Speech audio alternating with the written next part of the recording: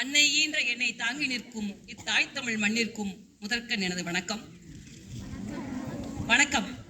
உண்மையிலேயே உங்கள் ஆசிரியர் வணக்கம் என்று கூறியவுடன் மாணவர்கள் எல்லாம் சேர்ந்து வணக்கம் என்று நீங்க திருப்பி சொன்ன போது பார்க்கும்போது உண்மையிலேயே ஒரு பள்ளியில் எவ்வளவு அழகாக மாணவர்களை உருவாக்கி இருக்கிறார்கள் என்பதை நான் பார்த்தேன். அது பள்ளி தலைமை ஆசிரியர் உட்பட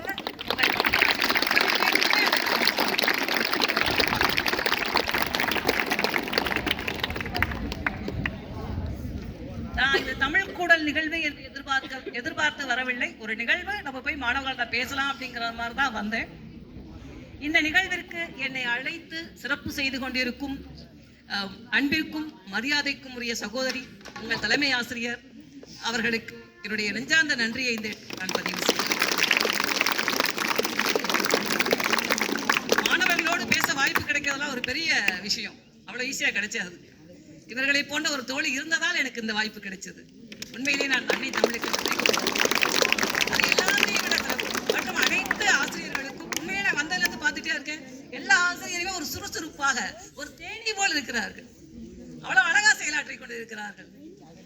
இயற்பியல் ஆசிரியர், தமிழ் ஆசிரியர், பிடி வாத்தியாரா அப்படியே மாணவர்களை பார்த்து இது பண்ணி அவ்வளவு மில்ட்ரிமேன். உண்மையிலேயே அப்படிதான் இருக்கிறீங்க. மகிழ்ச்சியாக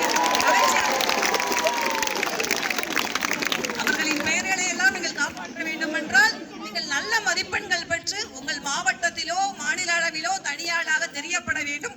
அதனால் அவர்கள் எல்லாம் இன்னும் சிறப்பு பெறுவார்கள். செய்வீங்களா? மகிழ்ச்சி மகிழ்ச்சி. இன்னைக்கு காலையில நான் நேற்று இரவு மதுரையிலிருந்து கிளம்பி காலை கிருஷ்ணகிரி வந்தேன். என்னுடைய ஒரு நண்பர் அவருடைய வீட்டுக்கு போனேன். அவருடைய மனைவி அவர்களுடைய துணைவியார் அவர்களும் பள்ளியில் பணியாற்றி கொண்டிருக்கிறார்கள். தொடக்க பள்ளியில் பணியாற்றி கொண்டிருக்கிறார்கள். ராக்கெட்டியான் கோட்டை நினைக்கிறேன். அது தொடக்கப்பள்ளி. நான் அவர்கிட்ட போயிட்டு அவங்க பள்ளியில இருக்கும்போது அது தொடக்கப்பள்ளியில 5ஆம் வகுப்பு வரை படிக்கிற மாணவர்கள் தான் இருந்தாங்க. அவர்களோடு உரையாடக்கூடிய ஒரு வாய்ப்பு கிடைத்தது. அதை முடிச்சுட்டு பெத்தனப்பள்ளிங்கிற என்னுடைய கிருஷ்ணகிரி நண்பர் பழகின என்னுடைய ஒரு சக ஆசிரியர் அவங்கள்ட்ட போய் பேசும்போது அவங்க பள்ளியில அது ஒரு உயர்நிலை பள்ளி. அங்க ஒரு 100 மாணவர்களோடு பேச வாய்ப்பு கிடைத்தது. இப்போது ஒரு 200 மாணவர்களோடு இந்த நம்முடைய மேல்நிலை பள்ளியில் பேசிக் கொண்டிருக்கிறேன் என்று சொன்னால் தமிழ் எனக்கு இந்த வாய்ப்பை தந்திருக்கிறது. என்னுடைய மொழி எனக்கு இந்த வாய்ப்பை தந்திருக்கிறது. நம்முடைய மொழி எது? இப்ப நம்ம அப்படியே கொஞ்சம் பின்னோக்கி போவோமா? குழந்தைக்கு போமா? குழந்தைக்கு முன்னாடி போமா? அம்மாவோட வயிற்றுல இருந்தோம்ல, அந்த நமக்கு தெரியாது அம்மா வீட்டில் எப்படி இருந்தோன்னு தெரியாது. ஒரு பானம் மாதிரி ஒரு வயிறு இல்லையா? அதுக்குள்ள ஒரு சின்ன பை, கர்ப்பப்பைன்னு சொல்றாங்க இல்லையா? உள்ள ஒரு பை. அந்த பையுக்குள்ள நம்ம எத்தனை மாசம் இருக்கோம்? கருவறையில் எத்தனை மாசம் இருக்கும்? 10 மாதங்கள் 9 மாதங்கள் இருக்கும். நம்ம இருக்கிற வரைக்கும் அம்மா என்ன செய்வாங்க? ஐயோ நம்ம இப்படி திரும்பி படுத்தோம்னா நம்ம பிள்ளைக்கு உள்ள இருக்க பிள்ளை அது ஜாலியா அம்மா என்ன சாப்பிட்றாங்களோ அந்த உணவையெல்லாம் அம்மா சாப்பிட்டுக்கிட்டு அம்மா சாப்பிட்ற உணவெல்லாம் உள்ள இருக்க குழந்தைய கருவறையில் சாப்பிட்டுட்டு ஜாலியா இருக்கும். ஆனா அம்மா என்ன பண்ணுவாங்க? ஐயோ நம்ம இதை சாப்பிட்டா நமக்கு குழந்தைக்கு உடம்புக்கு ஒத்துக்கிறாதோ அப்படின்னு பயந்து சாப்பிடுவாங்க. இப்படி திரும்பி படுத்தா ஐயோ பிள்ளைக்கு ஏதோ ஆயிருமோ அப்படின்னு சொல்லி பார்த்து நம்மை கருவறையிலிருந்து பிரசவிப்பார்கள். அன்னை அது நம்ம பார்த்தது கிடையாது, நம்ம உணர்ந்தது கிடையாது. பட் ஆனா இப்ப நீங்க அப்படியே நினைச்சு பாக்குறீங்களா? எப்படி இருந்திருக்கும் அந்த உணர்வு? நல்லா இருந்ததா? சரி, நாம் கருவறையிலிருந்து அன்னையின் கருவறையிலிருந்து பிரசவித்து விட்டோம். கருவறையிலிருந்து பிரசவித்த நம்மை தாங்கி நிற்பது யார்? தாங்கிறது யார்? இந்த தமிழ் மண். இந்த மண் தான் நம்ம அழகா சொன்னீங்க, வெரி குட். இந்த மண் நம்மை தாங்கி நிற்கிறது. அப்போ நம்ம தாங்கி நிற்கும் தமிழ் மண்ணிற்கு நாம் செய்ய வேண்டிய நன்றி கடன் என்ன செய்யணும்? தமிழ் மொழியை நாம் நேசிக்க வேண்டும். முடிந்த வரை தமிழ் மொழியிலேயே பேச முயற்சிக்க வேண்டும். நீங்களா வீட்டில் தமிழ் மொழியிலே பேசுவீங்களா? இல்ல மம்மி டாடி ஆண்டி அங்கிள் அப்படிதான் பேசுவீங்களா?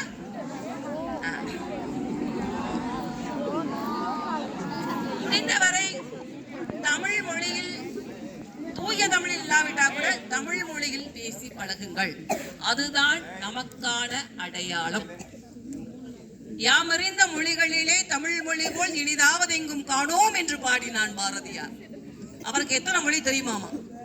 16 மொழி தெரியும் அப்படின்னு நினைக்கிறேன். 16 மொழிகளை கற்ற பாரதி தமிழ் மொழி போல் சிறந்த மொழி இன்று இல்லை அப்படின்னு சொல்லியிருக்காருன்னா, அப்ப நம்ம தமிழ் மொழியோட சிறப்பை நம்ம எல்லாம் எப்படி என்ன செய்யணும்? நம்மளும் படிக்கணும், ஆராயணும். ஜி.யு. போப் அப்படிங்கிற ஒரு கனடா நாட்டை சேர்ந்தவர். தமிழ் மேல் கொண்ட தீராத பற்றால் தன்னுடைய பெயரை வீரமா முனிவர் என்று மாற்றிக்கொண்டவர். அவர் தன்னுடைய கல்லறையில் இங்கே ஒரு தமிழ் மாணவன் உறங்குகிறான் என்று எழுதி வையுங்கள் என்று சொன்னாராம். கனடா நாட்டுக்காரர் திருவாசகத்தை ஆங்கிலத்தில் மொழிபெயர்த்தவர். உருகி உருகி உருகி திருவாசகத்தை படித்தாராம். கனடா நாட்டில் இருக்க கல்லறையில தமிழ்ல இங்கே ஒரு தமிழ் மாணவன் உறங்குகிறான் என்று எழுதி வையுங்கள் என்று சொன்னா, அப்ப நாம் எல்லாம் எப்படி தமிழை நேசிக்க வேண்டும்?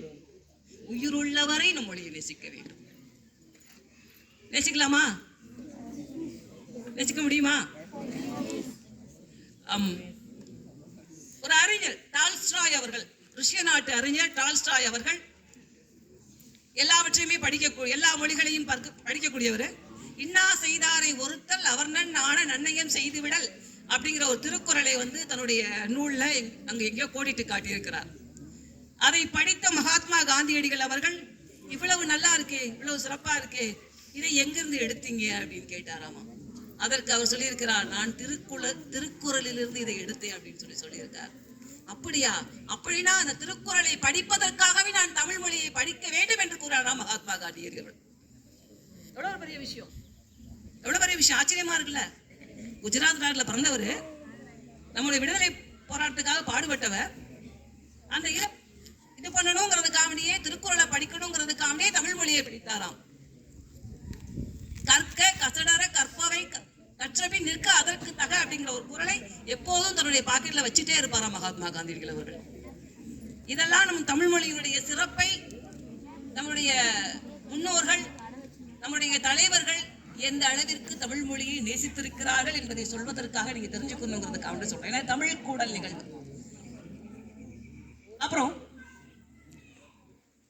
நாம பிறந்தாச்சு, அம்மாவுடைய கருவறையிலிருந்து வெளியே வந்தாச்சு.